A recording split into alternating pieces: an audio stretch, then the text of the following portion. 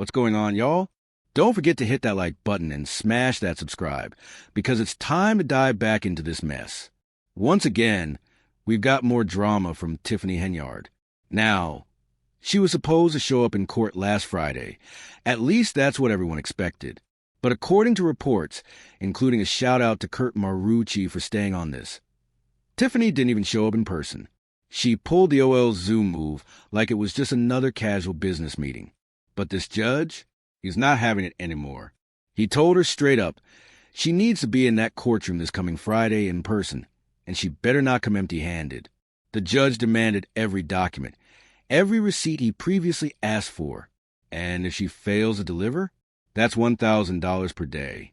Yep, $1,000 for each day she refuses to comply. Now, they haven't started that fine yet, but the second she steps into court and doesn't bring the receipts, that fine kicks in instantly, and it's not monopoly money. It's coming out of her own pocket, not the city's.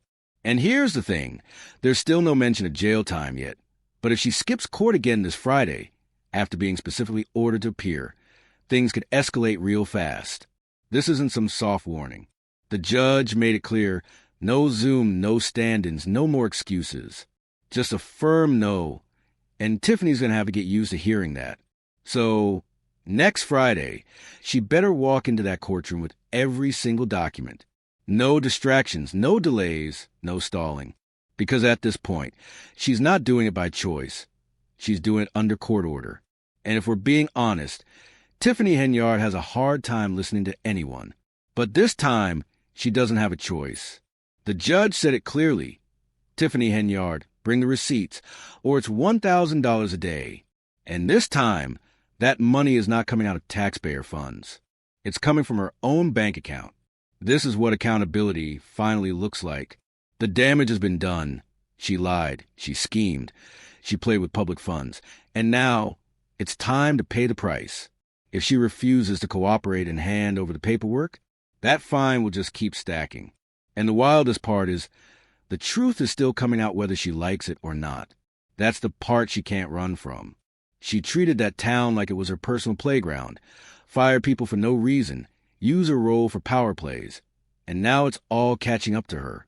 She wanted to be a queen, but reality check, she was a public servant, a mayor and supervisor, not royalty. And now, the people want answers. So again, mark your calendars.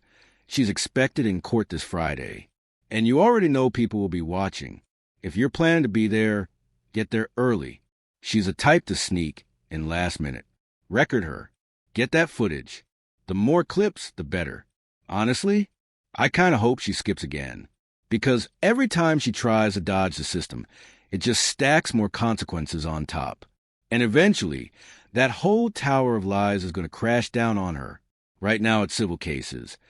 But if she keeps dodging court and hiding the money trail, criminal charges are next.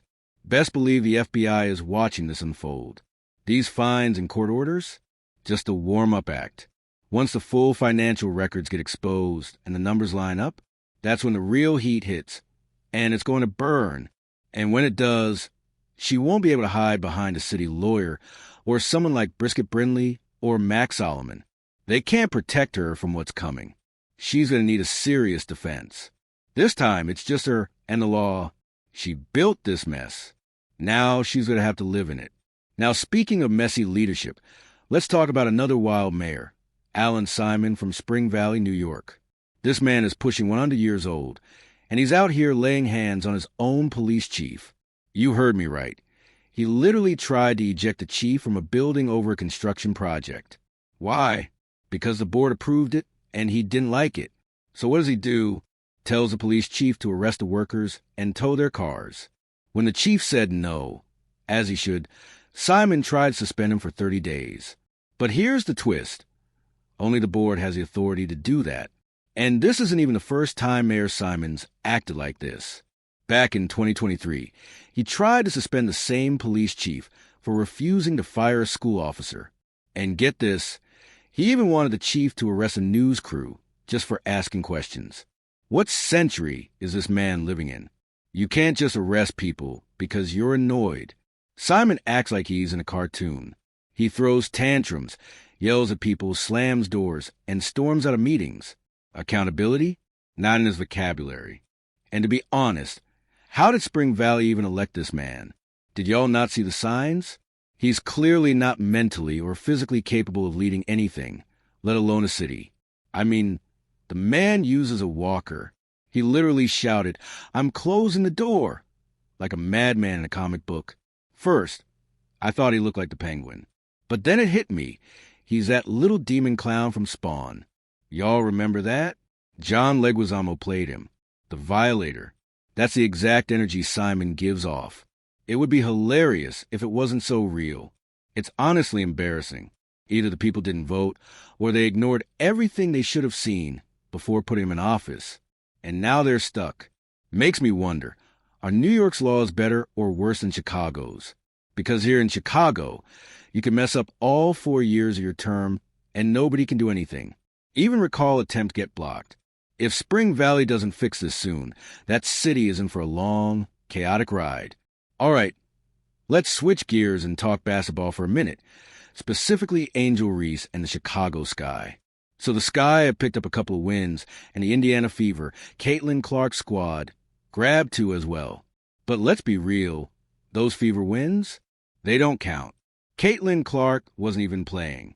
And without her on the court, that team looks rough. Truth is, the whole WNBA feels flat without Caitlin. She's carrying the league on her back right now. Now, Angel Reese, she didn't exactly show out. She didn't even hit a double-double this time. Just 9 points on 4 for 13 shooting. That's about 30% from the field. And let's not forget, she's one of the tallest players out there. So, how are you shooting that poorly? They hyped her up like she was going to be a league-changing force. But right now, she's looking more like a role player. Her averages are okay. 10 points, 12 rebounds, but her game? Rough. Real rough. And the internet knows it. Her blooper clips are getting more attention than her highlights. She even got into it on the court with Dallas Wings player Nalissa Smith, who, by the way, is dating DJ Carrington, who's been catching heat herself. The tension popped off after Nalissa blocked Angel, and it went downhill from there. But honestly, Angel Reese has been more drama than dominance. Every game, it's the same story. Missed layups, bad footwork. Traveling like she's in a dance competition. I mean, she's moonwalking with the ball out there. The refs might as well be blindfolded. Nobody's calling anything. She's been called the rebounding queen. But at this point, her bloopers are what people tune in for. She's getting blocked left and right. Barely finishes open layups. And it always looks like she's one slip away from falling over. They call her the baby giraffe for a reason. Long legs, no balance, wild energy. It's just hard to watch. And sure, she's getting paid about $80,000 to $90,000 on her rookie deal. But even that feels like too much right now. Meanwhile, people are pushing for WNBA players to get NBA-level checks. Really? Because most of this league wouldn't even make a roster overseas. It's tough to sit through a full game without seeing multiple air balls and blown plays. And the moment you bring up real criticism, folks start shouting, "You're tearing down your own." Nah, not at all. This ain't personal. It's performance. And based on what we're watching, some people just aren't built for this level. Anyway, smash that like button, hit that subscribe, and stay tuned. I've got another video dropping tomorrow. Indiana Fever's Pride Night game on June 3rd has already stirred up some controversy. I'll be breaking all that down too.